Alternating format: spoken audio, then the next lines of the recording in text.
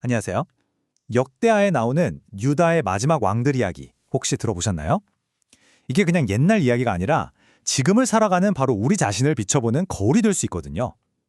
이번 시간에는 이 왕들의 삶을 통해서 우리 신앙의 핵심을 한번 명쾌하게 정리해 보려고 합니다. 우리가 보통 착한 왕, 나쁜 왕 이렇게 딱 잘라서 평가하잖아요. 근데 성경을 자세히 들여다보면 한 사람의 인생이 얼마나 복잡한지 또 얼마나 놀라운 반전이 가능한지를 발견하게 돼요. 역대기는 바로 그 묘묘한 차이를 통해 우리에게 정말 중요한 메시지를 던져주고 있습니다. 자, 그럼 본격적으로 한번 들어가 볼까요? 역대기 저자가 왕들을 평가할 때 어떤 잣대를 썼는지 이걸 먼저 알아야 해요. 바로 4가지 기준이 있는데요.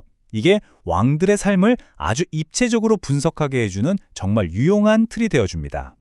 첫 번째는 하나님과의 관계를 보여주는 신앙, 그리고 두 번째는 실패하고 넘어졌을 때 어떻게 반응했는지를 보는 회개입니다. 세 번째는 좋은 모습을 끝까지 지켰는지 아니면 회개한 다음에 어떻게 살았는지를 따지는 신실함, 그리고 마지막 4번째는 그가 죽었을 때 사람들이 어떻게 반응했나, 바로 백성들의 평가예요.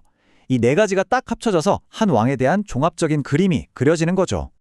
자, 이 4가지 기준을 가지고 왕들을 보니까 여기서부터가 정말 흥미로워집니다. 왕들을 단순히 좋다, 나쁘다로 나누는 게 아니라 6가지의 뚜렷한 신앙 유형으로 분류할 수 있게 되거든요. 이게 바로 왕들의 복잡한 모습을 이해하는 핵심 열쇠라고 할 수 있습니다. 여기 표를 보시면 S등급 하나님의 자랑부터 F등급 하나님의 대적까지 쭉 나뉘어 있죠. 그 사이에는 A등급 안정적인 선한 왕도 있고 B등급처럼 빛과 그림자가 공존하는 왕도 있습니다. 또 C등급은 형식만 남은 종교인, D등급은 끝까지 회개하지 않는 완고한 불순종의 모습을 보여주고요. 이 분류를 통해서 보니까 각 왕의 영적인 상태가 훨씬 더 깊고 정확하게 이해가 되죠? 좋습니다. 그럼 이제 이 분석 틀을 가지고 유다 말기의 가장 드라마틱한 왕들을 한번 만나보겠습니다. 이들의 삶을 보면 이 기준들이 실제로 어떻게 적용되는지 아주 명확하게 보실 수 있을 거예요. 먼저 유다의 마지막 희망이라고 불렸던 2명의 S등급 왕, 히스기야와 요시야입니다. 히스기야는 정말 절체절명의 위기 속에서 기도로 역사의 물줄기를 바꾼 왕이었고요. 요시야는 우연히 발견된 율법책 앞에서 온 나라를 회개로 이끌었던 그야말로 마지막 불꽃 같은 왕이었습니다. 이 말씀이 요시야가 얼마나 특별한 왕이었는지를 딱 보여주죠. 성경은 그를 전무후무한 왕이라고 평가해요. 이전에도 없었고 이후에도 없을 유일한 왕이라는 극찬입니다. 그만큼 그의 개혁은 진심이었고 타협이 없었다는 뜻이겠죠. 그런데 말이죠. 이런 영광스러운 시대 바로 뒤에 유다 역사상 가장 끔찍한 최악의 왕이 등장합니다.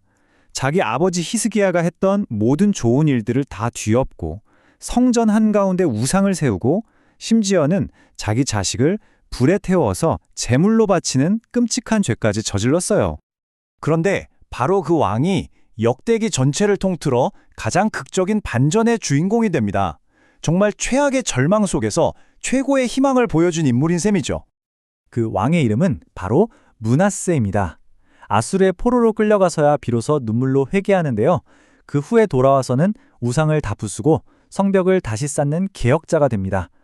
짙은 그림자에서 빛으로 돌아선 그의 삶 자체가 진정한 회개가 뭔지 보여주는 가장 강력한 증거가 되는 겁니다.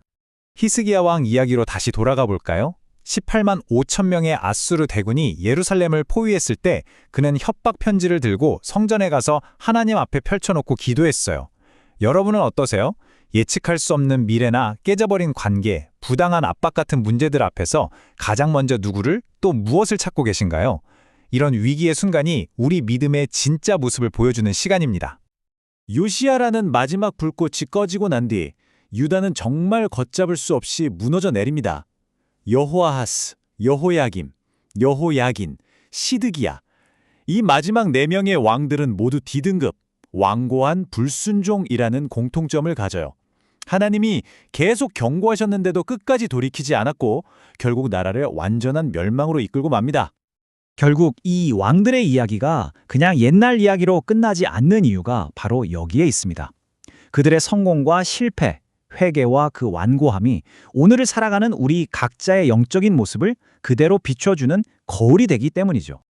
수백 년에 걸친 실패와 심판의 기록, 이 기나긴 이야기의 끝에서 역대기는 정말 놀랍게도 단 2구절의 희망으로 끝을 맺습니다. 마치 어둡고 긴 터널의 끝에서 갑자기 비치는 빗줄기처럼요. 이방왕이었던 페르시아의 고레스가 갑자기 칙령을 내립니다.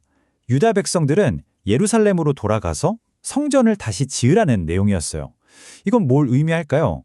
당신의 백성이 모두 실패했을 때조차도 하나님은 세상의 왕을 통해서 당신의 신실한 약속을 반드시 이루어내신다는 걸 보여줍니다. 네, 바로 이것이 역대기가 우리에게 전하는 최종 결론입니다. 인간의 실패는 끝이 없어 보이지만 하나님의 신실하심은 그 실패를 가뿐히 넘어섭니다. 모든 게 끝났다고 생각되는 바로 그 심판의 자리에서 하나님은 언제나 새로운 시작과 희망을 선포하시는 분입니다. 히스기야의 기도, 요시야의 결단, 므낫세의 눈물, 그리고 마지막 왕들의 완고함까지 이 다양한 왕들의 거울 앞에 선 오늘 여러분의 모습은 어디에 가장 가깝다고 느껴지시나요? 그리고 앞으로 여러분의 삶은 어떤 방향으로 나아가기를 원하십니까?